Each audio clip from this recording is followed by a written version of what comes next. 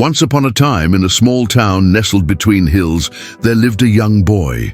Like many boys of his age, he loved playing with his friends, watching the clouds pass by and listening to the birds sing. But there was one area in which the boy struggled immensely, and that was his studies. No matter how hard he tried, he could never grasp the concepts or remember the facts. His classmates often laughed at his mistakes, which made him even more disheartened. One day, while walking in the forest nearby his town, the boy stumbled upon a Zen temple. Curiously, he went inside and found a Zen master sitting in deep meditation. The serenity of the place and the aura of calmness made the boy feel at ease.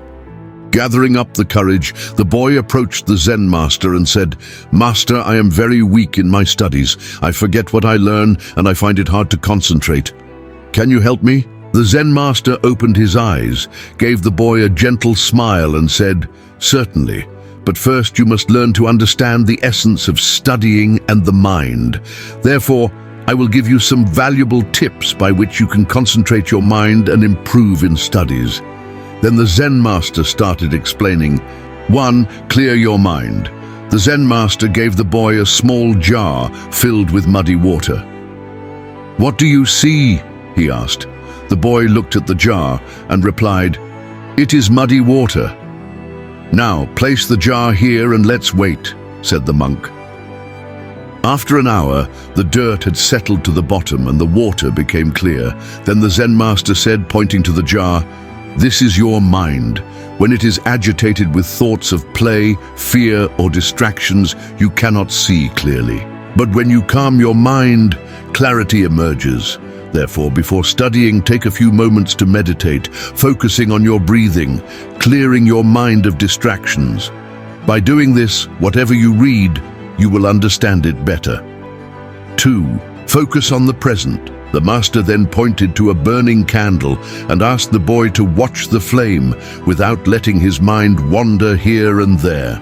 Initially, the boy's mind drifted to his classmates, his failures, and other things, but after some time, with practice, he could focus solely on the flame. Then the Zen master said, "You see, the past is gone, and the future is yet to come. Therefore, when you study, be in the present. If your mind drifts to past mistakes or future worries, gently bring it back and focus on your study. Therefore, whenever you study, give it your undivided attention and be in the present moment." 3. Absorb the knowledge. Don't memorize. Then the Zen master gave the boy a sponge and a stone. He poured water over both. The sponge absorbed the water, while the water just slid off the stone. Then the master said, "Many students try to memorize facts like the stone, letting them slide away after a while. Instead, be like the sponge, absorb the knowledge, understand it, make it a part of you. Don't just memorize, understand the concepts, visualize them, and relate them to real-life scenarios. Thus, you will never forget what you have learned and will remember it forever." 4. Break tasks into steps. Then the Zen master presented the boy with a large block of wood and asked him to split it into pieces. The boy tried hard but failed. The master then showed him how to chisel it little by little, eventually breaking it apart. Then he said, "When faced with a big task, break it into smaller tasks. Study in chunks, grasp a bit at a time, and eventually you will understand the whole. Therefore, divide your study material into sections, focus on one section at a time, take small breaks, and then move to the next. Thus, you will not get bored and can study for long hours." 5. Be persistent. Then the Zen master planted 2 seeds in separate pots. He watered one regularly while the other was neglected. In a few days, the first seed sprouted and grew into a beautiful plant, while the other remained dormant. Then the Zen master said to the boy, "Just like the plant, your efforts will bear fruit if you are persistent and consistent. Therefore, study regularly, even if it is just a little every day. Consistency is the key. If you maintain consistency and keep studying even for a little time every day, then one day you will definitely turn into a brilliant student. The boy kept coming to the Zen master continuously for a few days to learn and practice these principles. When he returned to school, he applied the lessons in his studies. It was not an overnight change, but with time, the boy saw significant improvement. He became more attentive, understood topics better, and remembered what he learned. His grades improved, and more importantly, he began to enjoy learning. Years later, when the boy grew up and became a very successful man, he often used to remember the invaluable lessons he learned from the Zen master, emphasizing that it was not just about studying better, but also about living better. He understood that in the journey of life, it is not just about the destination, but the path you take and the lessons you learn along the way. So friends, if you also face challenges in your studies, then just remember that boy's journey. Just like he transformed from a struggling student to a brilliant one, you too can become brilliant with the power of determination, focus, and a clear mind. Embrace each moment, absorb the knowledge around you, and break down your goals into manageable steps. As you walk the path of learning, let the Zen master's timeless wisdom remind you that your efforts, no matter how small, will bloom into success. So go forth with courage, for within you lies the potential to shine as brilliantly as the stars in the night sky. Once there was a very clever minister in a king's court. This minister had a solution for every problem, and the king did not make any big decision without asking him. Because of this, other people in the court were jealous of the minister. One day the king told the minister, "You are very smart, but your son is very foolish and has no sense." The minister did not like this and asked, "Your Majesty, why are you saying this? Why do you think my son is foolish?" The king said, "Every morning when I go to meet the people, your son is there. I ask him every day, what is more valuable, gold or silver? And every time your son says silver." Hearing this, everyone in the court started laughing, and the minister felt bad. Without saying anything, he went straight home and asked his son, "Which metal is more valuable, gold or silver?" The son quickly replied, "Father, gold." The minister then asked, "If you know that gold is valuable, why do you give the king the wrong answer every day and say silver is more valuable?" The son replied, "Father, every morning the king comes to the market to meet the people. Every day he calls me, places 2 coins in front of me, 1 silver and 1 gold, and asks me, 'Take the more valuable one.' I pick the silver coin, and the king laughs and goes away." The minister then asked his son, "Why do you pick the silver coin every day?" "Today, because of this, the whole court made fun of me."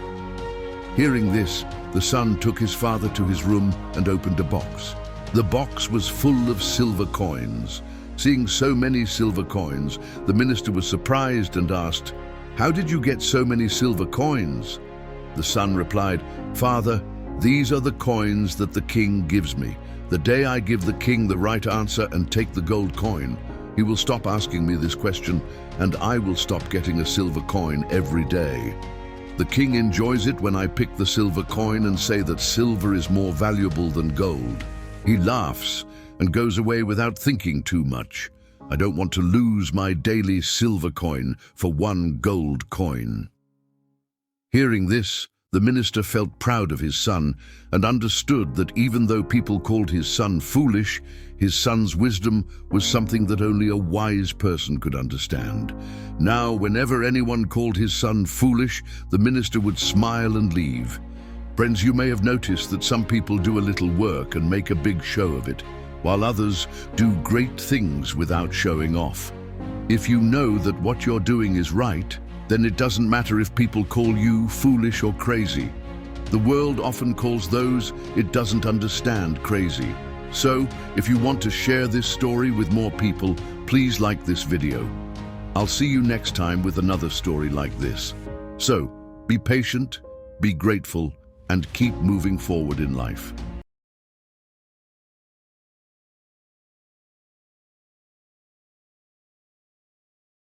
Many times in life, we compare ourselves to others. We ask, why can't I be like them?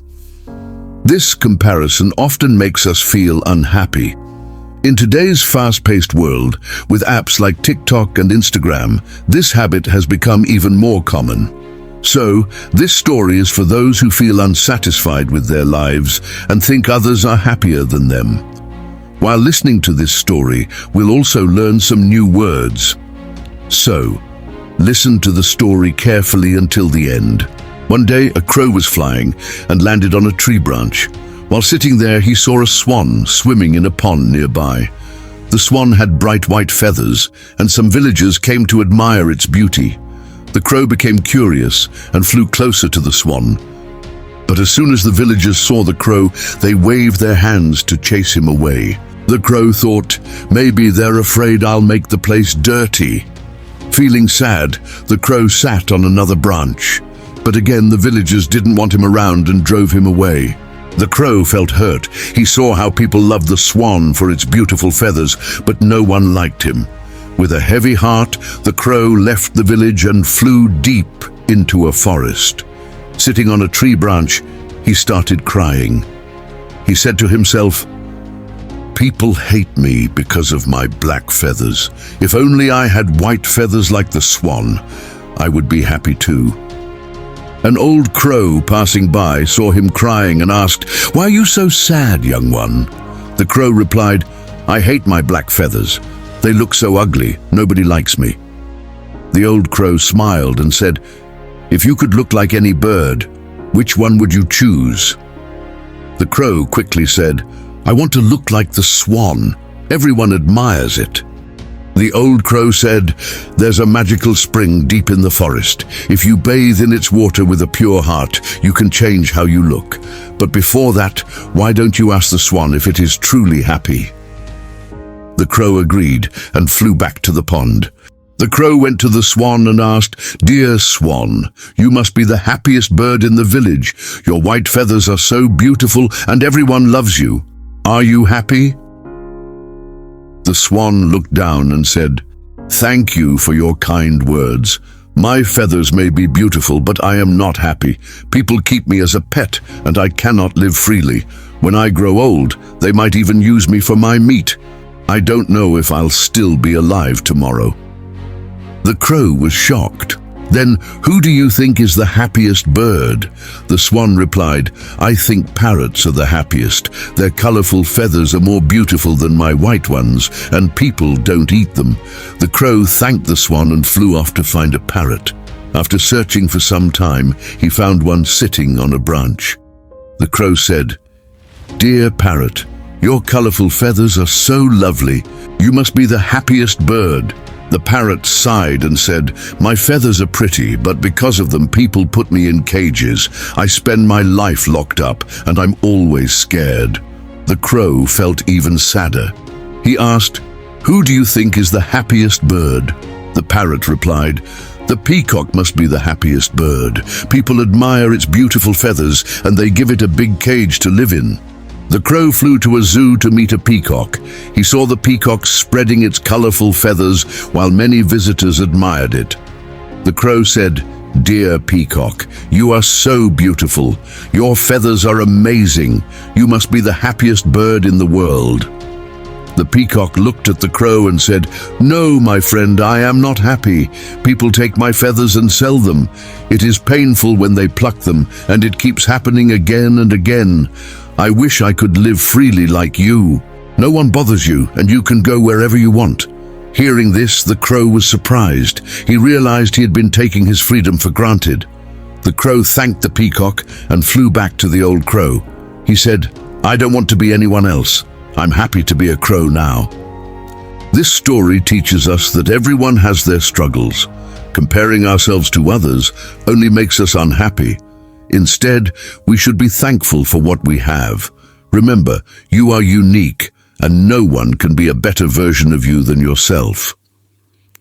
If this story helped you to learn a new lesson or new words, don't forget to like and share your thoughts. See you in the next story, where we'll continue learning together.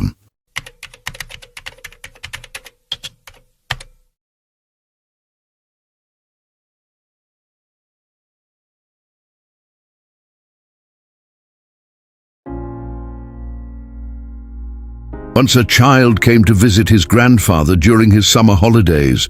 He used to play with his grandpa all the time. One day, he said to his grandpa, "When I grow up, I want to become a successful man. Can you tell me some ways to be successful?" Grandfather nodded yes and took the boy with him to a nearby nursery. From the nursery, his grandpa bought 2 small plants and came back home. Then he planted one plant in a pot and kept it inside the house and planted another one outside the house. What do you think? Which of these 2 plants will grow better in the future? Grandfather asked the boy. The boy kept thinking for some time and then said, "The plant inside the house will grow better because it is safe from every danger, while a plant outside is at risk of many things like strong sunlight, storms, animals, etc." Grandfather smiled and said, "Let's see what happens in the future." After that, the boy left with his parents. After 4 years, the boy came to visit his grandfather again. When the boy saw his grandfather, he said, "Grandpa, last time I asked you some ways to be successful, but you did not tell me anything, but this time you have to tell me." Grandfather smiled and said, "Sure, but first, let's take a look at the plants that we bought a few years back." Saying this, Grandfather took the boy to a place where he had planted a small plant in a pot. They saw that the plant had turned into a tree. Then he took the boy to look at the plant which they had planted outside. There they saw that a huge tree stood, its branches spread far and wide, providing shade to passers-by. Now Grandfather looked at the boy and asked, "Tell me, which plant grew more, which is more successful?" The boy replied, "The one we planted outside." "But Grandpa, how is this possible? That plant must have faced so many dangers, still it grew so big." Grandfather smiled and said, "Yes, plants outside had to face many things, but dealing with problems had its benefits too. Plants outside had the freedom to spread their roots as much as they wanted. Problems like storms made its roots stronger. Today it is so strong that a small storm cannot cause any harm to it. Son, what I am about to tell you, always remember it.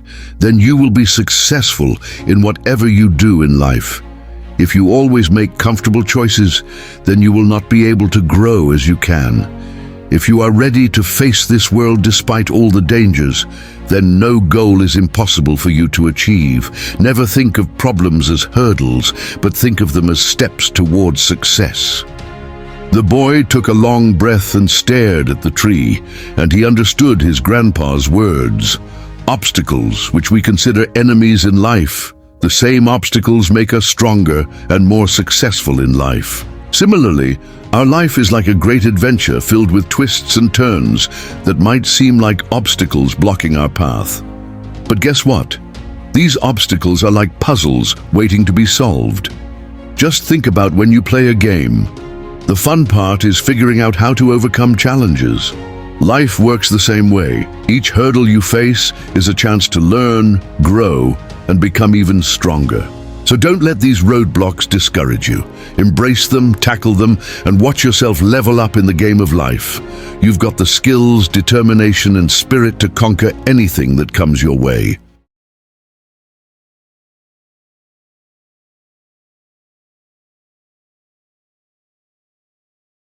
Once upon a time, in a busy town, there lived a merchant who supported his family by selling salt. He had a wife and 2 sons. His elder son was very shy and hesitant to speak to others, while his younger son was confident and outgoing. People often considered the elder son foolish due to his reserved nature. Many even took advantage of his innocence, but he never complained. The merchant was frequently frustrated by his elder son's timid behavior and even scolded him harshly. However, this only worsened the boy's self-esteem. As the elder son grew up, his lack of confidence affected his education. During exams, fear prevented him from writing the answers, and he struggled to learn. Eventually, when he became a young man, his father asked him to help with the family business. Afraid of disappointing his father, he agreed, but his nervousness often led to mistakes, making his father even angrier. One day, While the merchant was away, some cunning men came to the shop and falsely claimed, "Your father has sent us to take all the salt sacks to the city." The young man hesitated to question them, and before he could react, they took all the goods. When his father returned and found the shop empty, he was furious. "You fool! You let them steal everything. You have caused me a great loss. Get out of my sight and never return." The young man was devastated.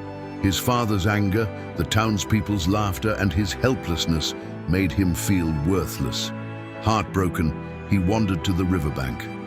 Overwhelmed with shame, he thought, "There is no point in living anymore. I will always be a failure." Just as he was about to jump into the river, a young disciple passing by saw him and pulled him back to safety. The young man angrily asked, "Why did you save me? My life is useless. I cannot do anything right." The disciple gently replied, "Life is given only once. If you are alive, you can overcome failure and find success. But if you give up, you will never know what you were truly capable of." The young man shared his sorrows. "I am shy and weak.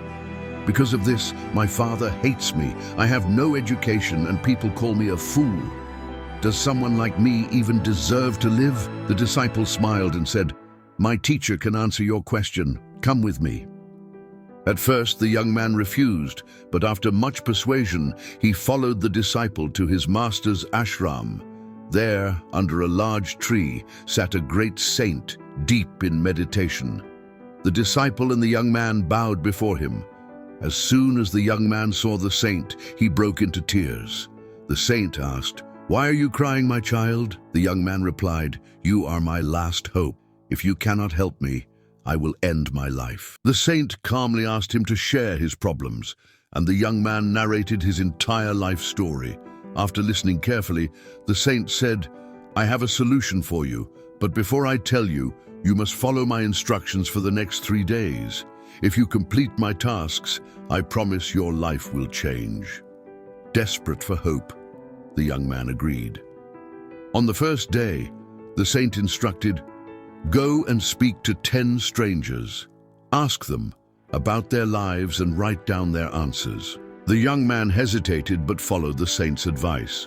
Some people ignored him, while others were rude, but he continued trying. By evening, he had spoken to 10 people and even made a few new friends.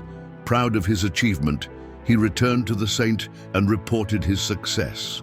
On the second day, the saint said, "Today, you must teach 10 young students about the importance of water." The young man was shocked. "I have no proper education. How can I teach?" he protested. The saint smiled and said, "Those children do not know that you feel uneducated. Just share whatever you already know." Nervously, the young man stood in front of the students. His hands trembled, but he started speaking. He explained 5 important uses of water and quickly ran away. When he returned to the saint, he said, "I was so scared, but I did it." The saint replied, "Try again." This time, the young man spoke with more confidence. By the end of the lesson, he realized he was no longer afraid. The saint praised him. "See, you are braver than you think." On the third day, the saint gave the most challenging task. "Today, you must visit your father and ask for his forgiveness." The young man was terrified. "No, he will never forgive me. I cannot face him." The saint firmly said, "If you refuse, I will not give you the final solution." Gathering all his courage, the young man returned home. He humbly apologized to his father, promising to prove his worth. Seeing the change in his son, the merchant forgave him and gave him another chance in the business. When the young man returned to the saint and asked for the secret to success, the saint smiled. "You have already discovered it yourself. Your biggest enemy was not your shyness, it was your fear. People see you as you present yourself. Even if you feel weak, act confident and no one will doubt you. True strength comes from believing in yourself." With tears of gratitude, the young man bowed before the saint. "I understand now. I will not let fear control my life anymore. I will prove to the world that I am capable. Years later, that same young man became a respected businessman, known for his wisdom and confidence. Confidence is not something we are born with. It is something we build. Even the shyest person can become strong if they choose to believe in themselves. Our biggest limits exist only in our minds. Fear and self-doubt can hold us back, but courage and persistence can change everything. The young man thought he was destined to fail, but by facing his fears, he transformed his life. Confidence grows when we step beyond our comfort zones. The world sees us the way we choose to present ourselves. Believe in yourself, take small steps forward, and you will find strength you never knew you had.